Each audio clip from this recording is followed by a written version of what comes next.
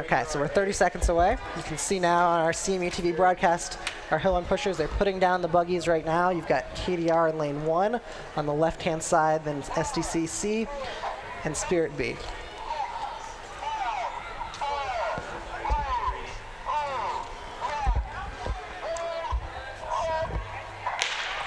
So we come up Hill 1 to start. KDR on the left in the white buggy, SDC C in the yellow buggy, and in the far right lane, Spirit B in the red buggy. And they come up midway through the first hill. Looks pretty equal at this point as they get to the top of the first hill. It looks like KDR A with the slight lead, followed by Spirit B and SDC in third place, as they'll come up hill number 2. It is KDR A in the lead as the free roll gets underway. KDR leads it, Spirit B right behind, and followed by SDC in a distant third. KDR leads it by about 3 or 4 buggy lengths, but SDC is gaining as they come around the first turn to the right, around Shinley Park. KDR still leads it. Spirit B closely behind, still about 3 buggy lengths, followed by SDC, as they continue on the free roll around here 5th. KDR still leads it. KDR with a 3 buggy lead. Spirit B right behind. Still on the free roll, and they will get into the chute here momentarily. KDR still with the lead. Has a good crowd covering here around the chute. Nice turn by KDR. They still lead it. Spirit B right behind, and SDC in a distant third, well behind. Now 2-horse race coming down to hill 3. The pushers are on. Looks like KDR still with a slight lead in hill 3. Not too many windows were passed on hill 3, and they get into hill 4 as they will come up the hill near Porter and Baker Halls. As now the buggies are well behind, can't really see what's going on as the pushers push up near hill 4.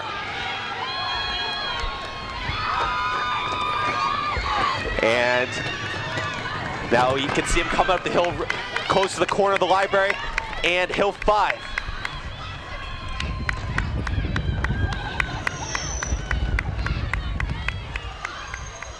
Looks like KDR is taking the lead by a lot.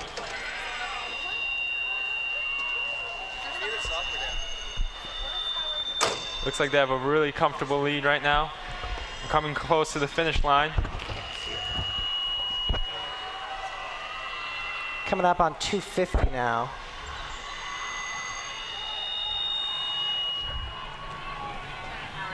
So KDR crosses line at about 254. Still waiting for SDC and Spirit now, coming in over the 3-minute mark.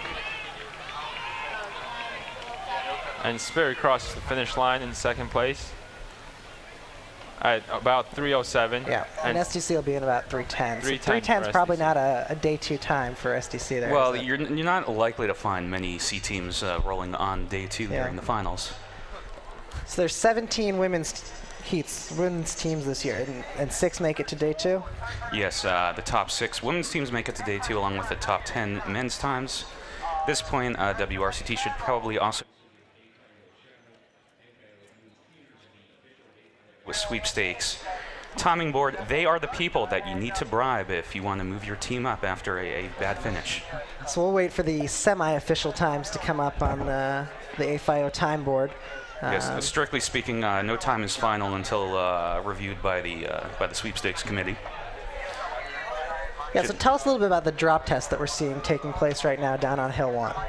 Well, you want to make sure that the buggies are safe, that you don't kill the drivers, because the most important people here today are in fact the drivers. Pushers, you can always hire people off the street. Drivers are highly trained professionals. So you want to make sure that they're safe, that they're taken care of. You also want to make sure that no team took out the braking mechanism, because braking is important, yet it adds weight to the buggies. So if you wanted to be unscrupulous and remove the buggy braking system, you could do that, but they would catch it on the drop test. Basically, the buggy is released, is dropped, it rolls down the hill. They're supposed to brake within a certain distance. If they don't, big trouble in Little China. So it's a break or release a break, and it looks like KDR has passed their drop test. It's quite possible to have a successful finish and then fail the drop test and then get DQ'd as a result, which is a shame for everyone involved. No team wants to win because another team was DQ'd because of a drop test. And I think last year, if I remember correctly, there were a couple of high places in women's and men's that were DQ'd because of failed drop tests. I could believe that.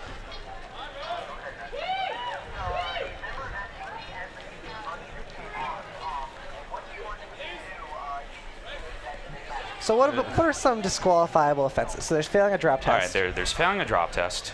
There is, of course, not having your hand on the push bar as you cross the finish line. That's important. There's interference with another buggy, contact with another buggy on the back hill. Lots of Ben-Hur chariot racing type steering, try to maneuver in the lead. You can maneuver all you want, but as soon as you touch another buggy, that's foul play. Pacing. If, say, a person from one team is running and then someone from their team is running along on the sidewalk, and to help push them faster psychologically, that's also a DQ. Let's see what else. Probably alumni interference, I heard was now a new one.